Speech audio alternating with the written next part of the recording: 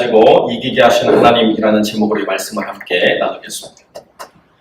오늘 본문을 보시면 이스라엘 자손이 가나안 땅에 들어가서 어떻게 가나안 땅의 그 사역들을 하나도 모자람 없이 완성했는가라고 하는 것을 성경이 우리에게 보여주고 있습니다. 가나안 사람들이 그 땅에서 이루었던 나라가 얼마나 대단했느냐라고 이야기하면 그 가나안의 나라들은 애굽에 있는 그 바로가 동격이었어요. 그래서 이 애굽의 바로가 가나안을 점령하지 못하고 그 가나안의 사신과 또 함께 화평을 이루기 위한 여러 물자들을 공급해 줌으로 말미암아 이 가나안의 왕들이 애굽으로 쳐 내려오는 일들을 막으려고 애를 굉장히 많이 썼던 그런 일들을 역사가 증명하고 있습니다. 특별히 헷 족속, 이 히타이트족이 이스라엘 그 가나안에서 애굽으로 내려와 가지고 한동안 애굽을 지배했던 때가 있기 때문에 그 헷 사람의 그 전차라고 하는 것은 애굽 사람들에게는 어마어마한 공포의 대상이었습니다. 그러니까 우리가 흔히 트라우마라고 얘기하는 것처럼 그 애굽 사람들에게 있어서는 가나안 족속이 밀고 내려오는 것만큼 두려운 일이 없었는데요. 그런데 성경이 뭐라고 얘기하느냐? 바로 그 가나안을 하나님께서 기업으로 주셨다. 젖과 꿀이 흐르는 땅이다. 근데 가보니까 이거는 그렇게 쉽게 얻을 수 있는 땅이 아니라는 거죠.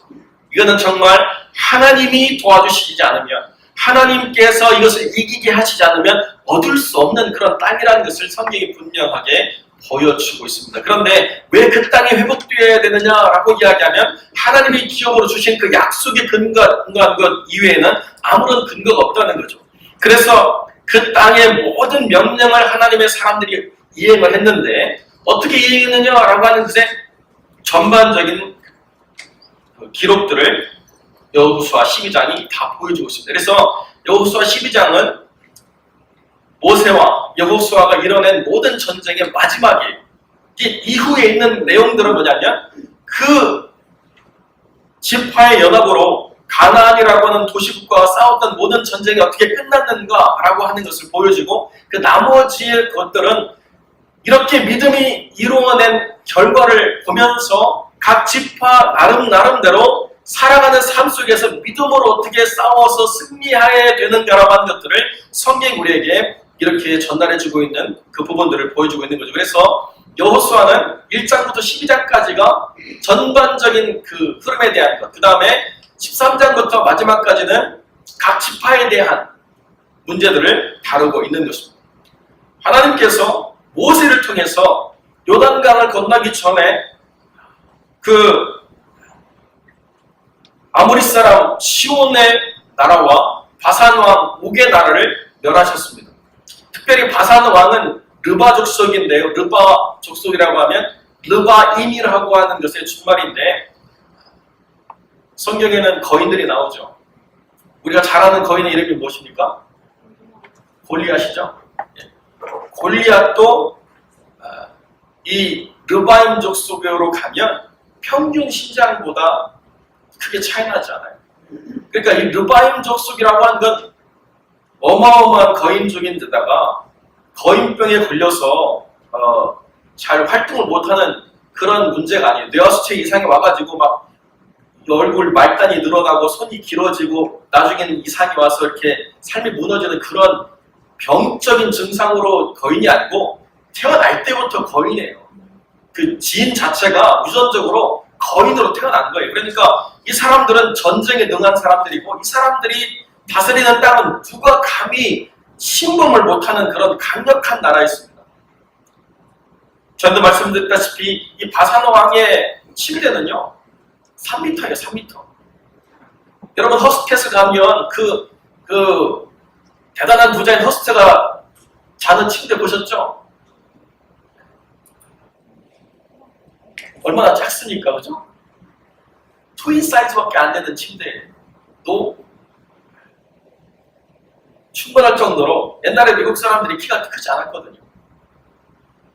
키가 크다라고 하는 것은 요 근래에서는 뭐 굉장히 보편적인 일이지만 그런 어느 한때 키라고 하는 그렇게 마음대로 늘릴 수가 없는 거였어요. 그때 당시에 이스라엘 사람들이 바라보기에 이 바산의 왕 또는 아리안의 이 왕, 아모리의 왕이라고 하는 것은 감히 싸워서 이긴다라고 하는 것은 있을 수가 없는 그런 싸움인데요. 그것을 가능케 한 것이 뭐냐? 하나님의 사람이 주도하는 믿음의 싸움이었기 때문에 이것이 실제적인 평가로는 비교할 수 없지만 그러나 이것이 하나님의 은혜로 되어진 것, 이것이 놀라운 은혜라는 거죠. 여러분 그런데요, 원래 그렇게 싸움에 능한 사람들이었느냐? 이스라엘 사람들은 평생 종살이 하다가 지금 나왔기 때문에 권위에 도전한다라고 하는 것이 굉장히 어려운 겁니다. 맞서 싸운다라고 하는 것이 굉장히 힘듭니다. 여러분 군대 갔다 오신 우리 남자 성도들은 알지만 그 나를 정말 괴롭히는 고참이 있어요. 그래서 내가 제대하면 정말 저 고참을 나도 한번 톡톡하게 손을 봐줄 거라고 생각을 해서 마음에 작심을 합니다. 근데 딱 길거리에서 만나면 어떻게 돼요? 자기가 먼저 차렷해가지고 자기도 모르게 손이 올라가가지고 미리 굴복당하고 있어요. 거기에 막 3년 정도의 시달림이 바짝 박혀 있어가지고 아무리 사회에 나와서 서서히 만나도 어려워요. 관계를 바꾸기가 굉장히 힘들어요. 그게 지배적인 구조에 있다는 거죠. 근데 이스라엘 사람들이 430년 동안 종으로 살다가 지금 나와가지고 전쟁을 한다? 누구와 맞서 싸운다라고 하는 것은 쉽지 않은 얘기입니다. 그 정도로 대단한 사람이었으면 애굽에서 애굽 나라를 전복하고 자기 나라 세웠겠죠. 근데 그렇게 수동적인 사람들을 데려다가 하나님의 거룩한 싸움을 싸우라고 이야기한다는 것은 있을 수가 없는 이야기예요. 전쟁의 물자도 빈약하고 전쟁을 싸우는 군사훈련도 되어 있지 않고 정신 상태도 전혀 전쟁에 준비가 안 돼 있는 사람들을 데리고 전쟁을 하라고 하는 것 자체가 하나님 이외에는 답이 없는 상황이죠. 그런데다가 형제의 싸움을 전차와 일반 병이 싸운다라고 하는 것은 이미 자살행위나 똑같은 거예요. 그 싸움을 이기게 하시는 하나님의 역사가 없다라고 한다면 설명되어지지 않는 거죠. 이 두 번의 싸움을 이스라엘 사람들이 이겼습니다. 그리고 난 다음에 이제 가나안의 싸움은 이 두 번의 싸움과는 비교할 수 없는 싸움들이죠. 31번의 싸움들을 싸워서 이 모든 싸움을 승리로 이끌었다고 이후에 기록되고 있습니다. 여러분 그런데요, 중요한 성경의 관점이 있습니다. 12장 전체를 보시면 싸운 싸움의 승리를 말하는데요, 그 승리의 실패는 기록하지 않아요. 모든 싸움이 다 이스라엘의 승리이자 하나님의 승리로 기록돼요. 그런데 우리가 알다시피 싸움의 실패도 있었죠. 그러나 싸움의 실패는 하나님의 기록에는 기록되지 않습니다. 이게 왕의 싸움이기 때문에 그래요. 여러분 애굽의 역사를 보면요, 그 바로가 나가서 전쟁을 하는데요, 한 번도 진 적이 없어요. 그 바로의 역사를 보면, 애굽의 역사를 보면 바로는 나가면 무조건 승리해요. 왜 그래요? 바로는 신이기 때문에. 신이 나가서 싸움에 진다는 게 있을 수 있어요? 없어요. 근데 반대쪽 역사를 봐야 돼요.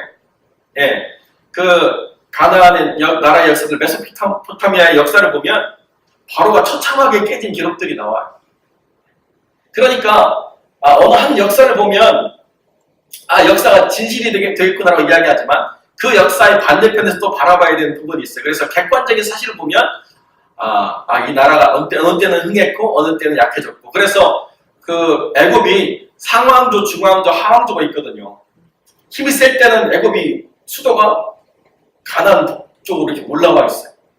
좀 약하면 중간쯤 내려와 있고 정말 힘들면 저 밑으로 물러가 있는, 그래서 왕조가 왔다 갔다 하거든요. 그 반대 역사가 얼마나 융성하냐에 따라서 나라가 바뀌어요. 그런데 이 12장은 바로 왕의 역사예요. 하나님의 전쟁이에요. 하나님이 실패하신 것은 없는 거죠. 그러니까 우리의 삶의 실패는 있지만 그러나 하나님의 실패는 없다는 것입니다. 그것이 우리의 믿음에 똑같이 적용이 돼요.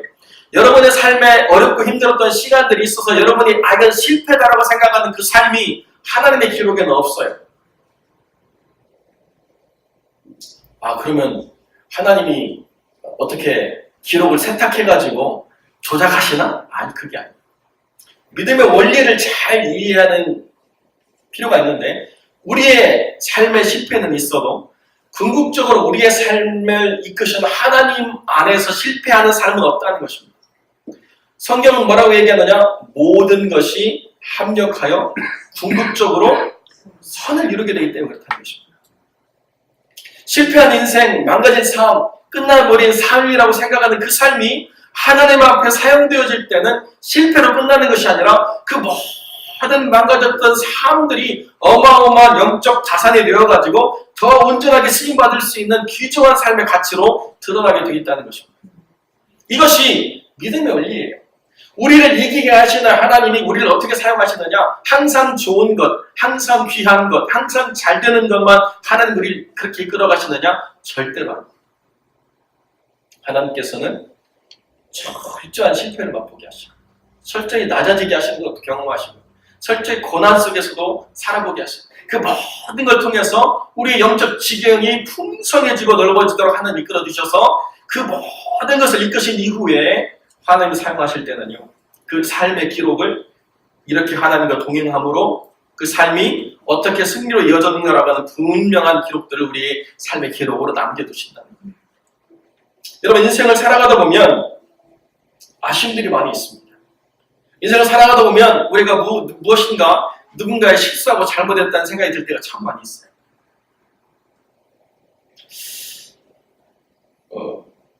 부부가 살아가다 보면 또 그런 일들이 많이 있죠. 제가 개인적으로 생각하는데 우리 자매님들은 정말 예수님의 말씀을 실천하시는 분들이에요. 70번씩 7번이라 용서해 주시는, 참 용서의 아이콘이죠. 근데 남자 입장에서 보면 지난번에 용서 받은 것 같은데 또 용서를 받고 있는 모순이 좀 있습니다. 이거 용서 받았는데도 또 생각날 때마다 또 용서를 구해야 돼요. 하나님의 용서와 하나님의 회복이라고 하는 것은 그런 인간관계가 갖고 있는 모습을 드러내지 않아요. 하나님이 용서하신 것은 기억지 않는다는 것입니다. 하나님이 우리를 새롭게 하신다라고 하는 것은 우리가 모든 것을 아심에도 불구하고 끊임없이 그것을 반복적으로 생각나게 하는 죄성이 우리 안에 있음에도 불구하고 하나님께서 우리를 용서하신다라고 하는 것은 그 모든 것을 넘어서는 궁극적인 승리의 축복을 하나님 우리에게 허락하셔서 우리가 살아온 모든 인생의 고단한 삶의 슬픔들을 다 이겨내고 하나님 안에서 참된 기쁨과 회복으로 나아갈 수 있는 놀라운 은총을 우리에게 허락해 주십니다. 모세와 함께했던 그 삶이 2번의 승리였다고 한다면 여호수아와 함께한 삶은 31번의 승리라고 하는 것을 통해서 모세가 상징하는 바, 여호수아가 상징하는 바 분명한 상징의 대비가 있습니다.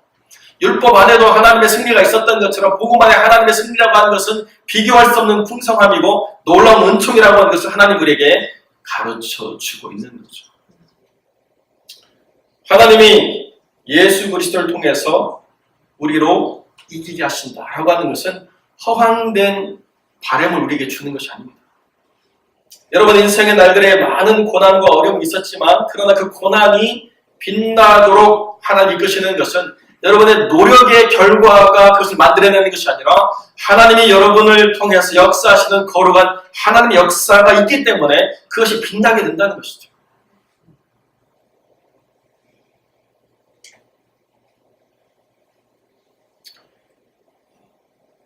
어느 한 방송인이 예능 프로그램에 나와가지고 자기 삶을 얘기하는데요. 기독교 방송에 나와서 자기 간증을 하는데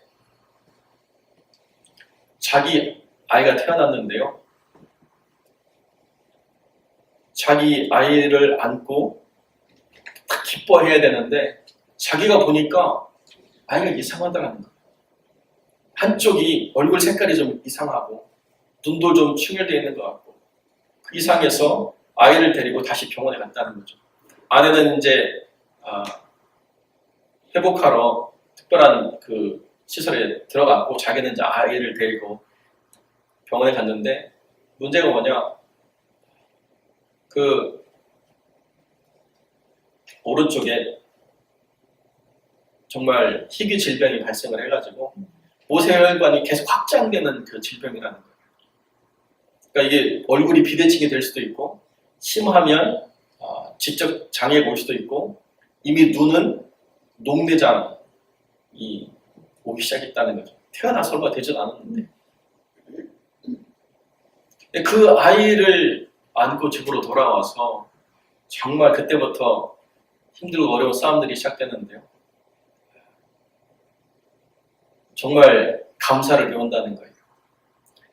한쪽 눈의 시력이 없어진다고 의사는 얘기했는데 조그만 희망을 붙든 게 뭐냐. 그래도 7살까지 아이는 자라기 때문에 계속 시도해보라고. 하루에 3시간씩 잘 보이는 눈을 감겨놓고 잘 보이지 않는 눈을 가지고 아이가 실험하는 거예요. 보이냐? 3살, 4살이 되니까 이제 자기를 표현할 수 있어가지고 아빠 2개! 손가락 2개를 볼 수 있다는 게 너무 큰 감사가 된다는 거예요. 5개를 펼쳤는데 5개는 못 맞추더래요. 그래서 야 5개는 아니더라도 2개를 보고 맞췄다는 게 자기에는 그 하루에 너무 큰 감사라는 거죠.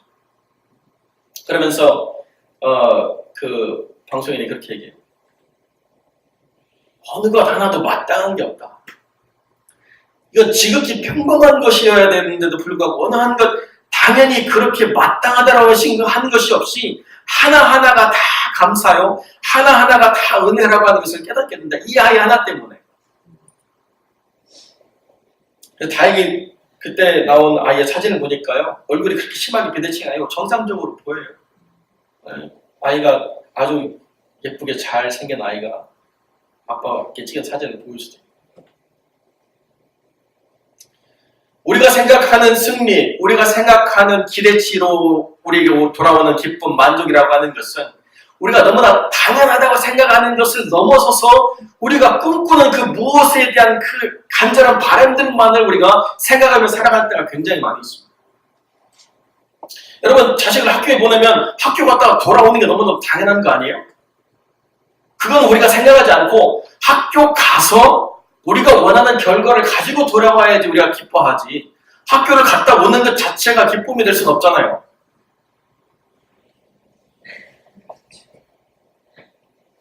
여러분, 그런데 그렇지 않은 사람들이 많이 있어요. 학교 보내놨는데 경찰이 연락 와요. 갔더니 애들하고 둘이 밥 넘어가지고 가다가 경찰이 지나가서 불신검문했는데 파이프가 나와가지고 부모를 소환했어요. 여러분, 파이프가 왜 나왔을까요? 네, 다른 용도로 파이프를 썼으니까 나왔겠죠, 그죠? 부모는 그냥 아이한테 화를 낼 수가 없어요. 아이가 원해서 이민자의 삶을 산 게 아니고 부모가 원해서 아이를 데리고 왔기 때문에 그 아이가 학교에 적응하지 못하고 힘들어하는 것들을 보면서도 어떻게 할 수 없는 거죠. 아이만을 나무라기에는 아이의 책임이라고 다 이해할 수 없는 그 아이가 부모에게서는 정말 큰 기도제입니다. 그것만 아니면 정말 누구에게도 아쉬운 소리 할 필요 없이 살아가는 삶인데요. 학교를 보내놓으면 학교를 다니질 않고 자꾸 딴 데로 새니까. 교회를 데려오면 교회에서 잘 예배를 드려야 되는데 또 어디 구석방에 들어가가지고 붐박스 틀어놓고 막 춤추고 막 자기들끼리 신나게 놀다가 땀에 쫄아가지고 나타나요. 은혜 받아가지고 막 나타나는 줄 알았는데 나중에 보니까 어느 룸에 들어가가지고 그런 애들끼리 모여서 막 춤추고 난리를 피우고 오는 거죠. 고등학교를 졸업 못하고 또 실망하고 어느 한순간 그 아이가요, 아빠 나 대학에 가고 싶다. 부모의 마음이 느닷없이 소망이 생기는 거죠. 천국이 도래한 것 같아요. 그래서 영어 시험을 보고 한국에 있는 대학을 갔습니다. 영어 만점자예요. 그래서 한국에 장학금을 줘가지고 기숙사도 공짜로 가고 그 이전에 애가 속썩였던 건 하나도 기억이 안 나. 이 부모 마음에 그냥 사랑스러운 아들이고 잘난 아들이고 어디나 내놔도 이제 당당한 아들이에요. 물론 또 거기서 약간 문제가 있어가지고 직살 나오게 되긴 했지만 그 부모의 간절함, 그 부모의 정말 깊은 눈물들 어떻게 이게 해결될 수 있을까? 사람은 다 헤아릴 수 없는데요. 하나님이 한 번 바꾸시니까요. 그 아이의 삶이 전혀 다른 삶이 됩니다. 우리가 생각할 때는 이것은 아닙니다라고 하는 그 기준, 하나님 이것이어야 된다라고 하는 그 방향성, 이게 다 우리를 힘들게 하고 어렵게 하는 거죠. 그러나 정말 하나님 주시는 승리라고 하는 삶은 우리의 평범한 일상 가운데서 누릴 수 있는 참된 행복으로 다가올 때가 굉장히 많이 있다는 거죠. 우리가 살아가는 일상의 삶 자체가 사실은 하나님이 주는 하루하루의 승리죠. 여러분, 기적 같은 삶을 꿈꾸십니까? 여러분, 기적을 만나려면 절망 먼저 해야 돼요. 깊은 절망이 와야 그 다음에 임하는 것이 기적이죠. 그렇게 막 짜릿짜릿한 삶을 살아가는 것이 어디 가서 간증은 되더라도 우리가 늘 기대하는 삶은 아니잖아요. 뭐 교회 오려고 차를 몰고 왔는데 갑자기 뭐 대형 추돌 사고가 났는데 내 차만 안전했습니다 하는 게 매 주일마다 여러분이 겪는다고 한다면 여러분 교회 나오시겠어요? 그런 기적을 원하는 게 아니에요. 그죠? 우리의 평범한 일상이 진행이 되도록 우리가 살아가는 삶에서 수수한 삶들을 살아가는 것이 그저 우리가 느끼는 삶의 감사가 되도록 하나님이 많은 것을 허락해 주셨는데도 그것이 우리의 이제 일상이 되고 나니까 그 이상의 무엇을 우리가 항상 기대하면서 우리 스스로를 힘들게 할 때가 굉장히 많이 있다는 거죠.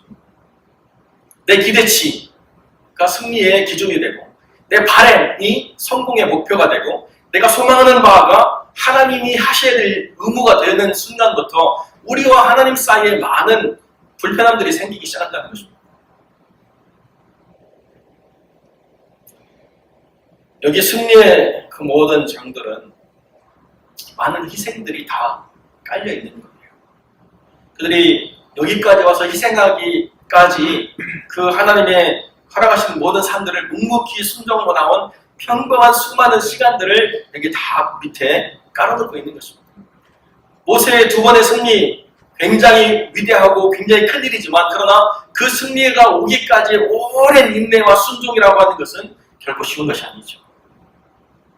여호수아가 31번의 싸움들을 이끌어낼 때에 그 두렵고 떨림을 가지고 그 누구도 대신해 줄 수 없는 삶의 자리에 서서 하나님만을 바라본다라고 하는 그 큰 결단이 주는 압박감 얼마나 큽니까? 그런데도 여호수아가 물러서지 아니하고 일을 감당하게 될 때 하나님 주시는 승리가 있었다는 것이죠. 여러분, 저도 참 그런 거 되게 좋아했는데요.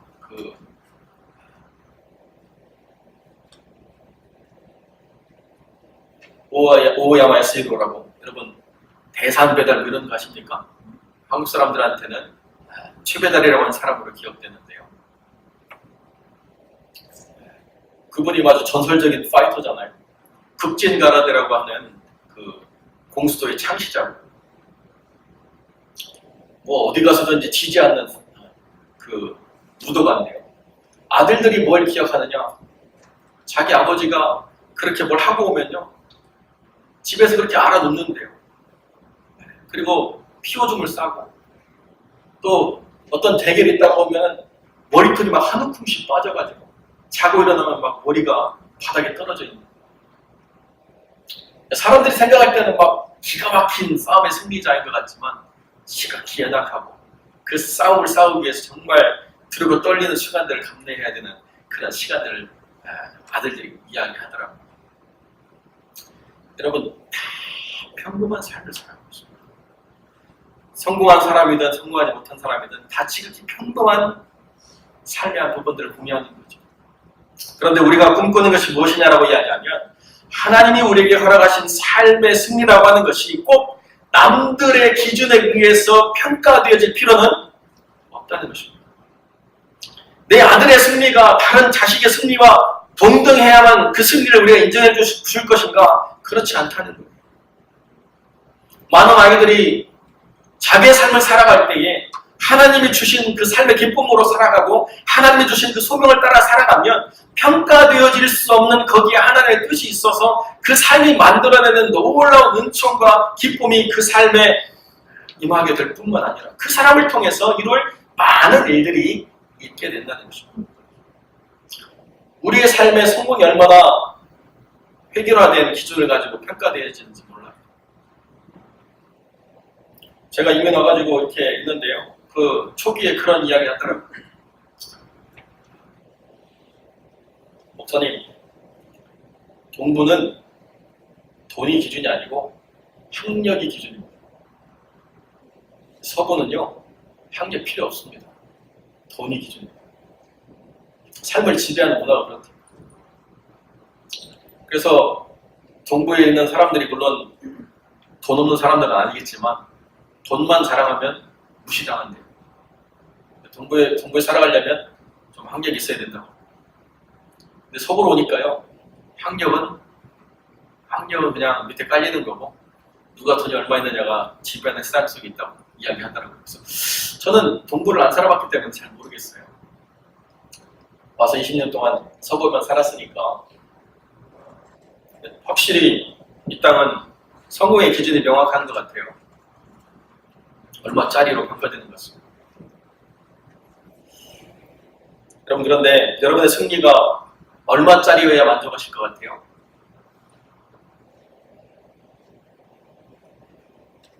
중산층의 기준이 있지 않습니까? 6디짓 연봉을 받아야 되고 집은 또 얼마짜리 집 있어야 되고 차는 뭘 끌고 다녀야 되고 그래야 내가 이 땅을 살아가면서 헛되지 않았다라고 스스로의 만족을 갖는다. 그런데 제가 여러분들을 만나도요, 그렇게 벌어도 만족한 사람 많이 없어요. 그렇게 가지고 있어도 충분하다고 생각하는 사람은 별로 없는 것 같아요. 많이 가질수록 그걸 지켜내기 위해서 얼마나 고민하는지를 말할 수가 없습니다. 세금 보고 기간이 되면요, 정말 그분들 머리가 아주 두통으로 가득합니다. 어떻게 이 절세를 해야 되고 어떻게 이것을 조절해야 내가 이 비즈니스를 유지할까 아주 고민이 많고 괴로워하더라고요. 저희 같은 사람은 보고할 게 별로 없어가지고 이번에도 제가 세금 보고하는데요, 저희 CPA가 목사님 보고할 게 별로 없고 내일 세금도 없기 때문에 다른 사람 세금 보고 다 하고 난 다음에 해줄게요 그래가지고 제가 5월 말에 세금 보고를 했어요. 저는 아무런 문제가 안 되나 봐요. 4월 며칠까지 세금 보고 해야 된다고 해서 제가 얘기했더니 목사님은요 열외예요. 그래서 자기가 지금 바쁘니까 나중에 해줄게 그래가지고 세금 보고를 5월 말에 해도 전 되는 사람이죠. 가지면 가질수록 괴롭고 그걸 지켜내기 위한 수고가 더 많아지는 것이 세상에. 그걸 과연 성공이라고 이야기해야 될까? 그런 고민들이 우리가 믿음 안에 있어야 된다는 것입니다. 하나님 말씀하신 승리는요, 가진 것을 지켜내기 위한 승리가 아니고 남들보다 더 우월하게 위한 승리가 아니고 나를 통해서 하나님이 기뻐하시는 일이 무엇인가를 포기하지 않고 해내는 것이 승리예요. 여호수아가 31번의 승리를 했다라고 하는 것은 여호수아가 그걸로 돈 많이 벌었고 여호수아가 그래가 땅 넓혔고 여호수아의 집이 커졌다라고 이야기하는 걸 하는 것이 아니라 하나님이 말씀하신 대로 한 번도 포기하지 않고 그 길을 걸어갔다는 것입니다.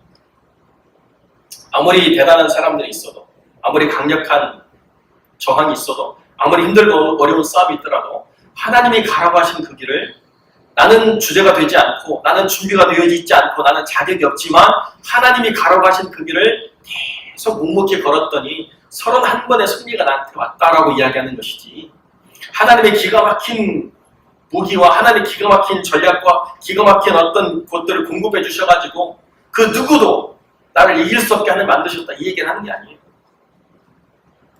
여러분 인생의 날 속에서 하나님 주신 기쁨이 무엇이냐라고 이야기하면은 그 인생의 날 속에서 내가 얼마나 가졌고 얼마나 남들보다 비교적으로 우위에 있는가를 말하려고 하는 것이 아니라 하나님이 내게 주신 것을 얼마나 포기하지 않고 그 길을 걸었느냐로 설명되어진다는 거죠. 모세도 그렇고 여호수아도 그렇고 그 믿음의 길을 걸어간 사람들의 그 역사의 발자취를 쫓아서 이제 13장부터는 그 모세와 여호수아가 없는 시간들을 어떻게 내 믿음으로 채워갈 것인가에 대한 이야기를 한다는 것입니다.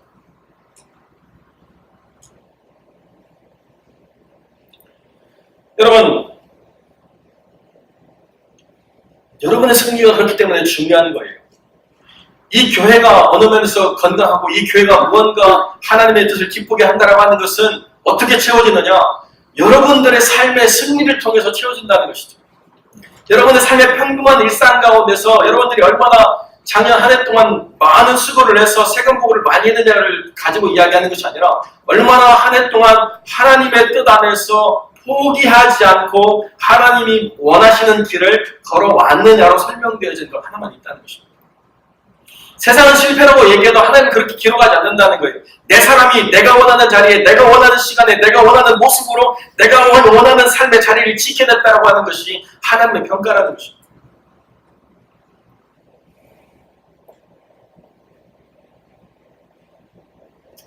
훈련되어 있지 않으면 감당할 수 없는 것들이 있습니다.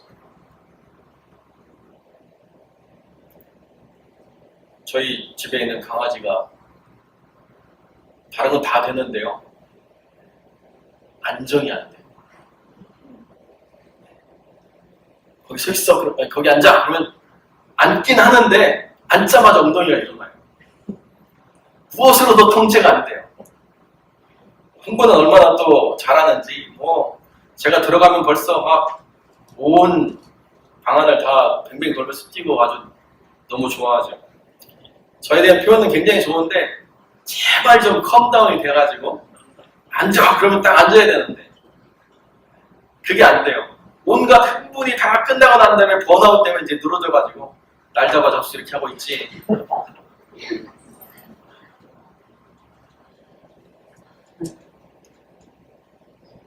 그런데 어떤 개는요 잘 훈련이 돼가지고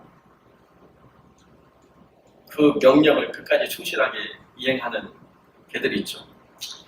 진돗개가 세계적인 명견이라고 막 우리가 자랑해가지고 LAPD에서 경찰견을 쓰려고 했는데 경찰견 탈락을 했어요.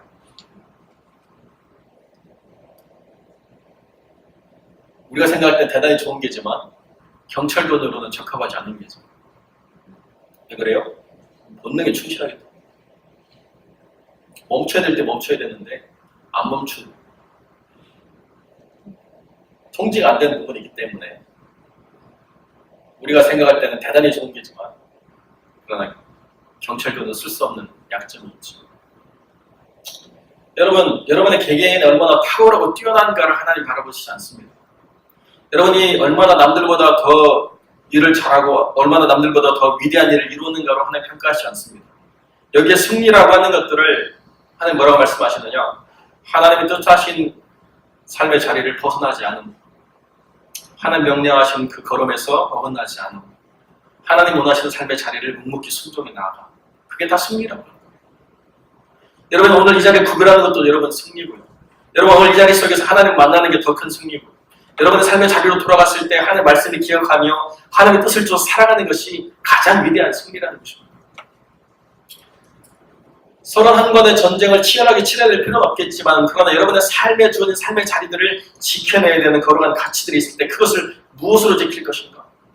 말씀과 기도로 지키는 것이 여러분의 승리라는 것입니다. 다른 무엇보다도 위대한 것은 여러분이 그렇게 하나님의 거룩한 말씀으로 여러분의 삶의 자리를 지켜내려고 할 때 바로 그것이 하나님이 기억하시는 소중한 삶의 기록으로 남는다는 것입니다. 아무리 대단한 사람도 자기가 이룬 모든 것을 가지고 주 앞에 나갈 수가 없습니다. 그러나 아무리 작고 힘든 사람이라 할지라도 자기가 기록한 삶의 기록은 하나님 앞에 가지고 나가게 되어 있습니다. 어떤 기록을 가지고 하나님께 나갈 것인가 라고 하는 것이 어떤 큰 일을 벌이는 것보다 더 중요한데요. 하나님은 그 일에 있어서 모세와 여호수아를 통해서 우리에게 가르쳐주고 계십니다. 모세가 2번의 승리를 맛봤고 여호수아가 31번의 승리를 맛봤기 때문에 여호수아가 모세보다 뛰어나다고 말씀하시는 하나님이 아니에요. 각자 주어진 삶의 자리에 충성했다고 말씀하는 하나님이시죠.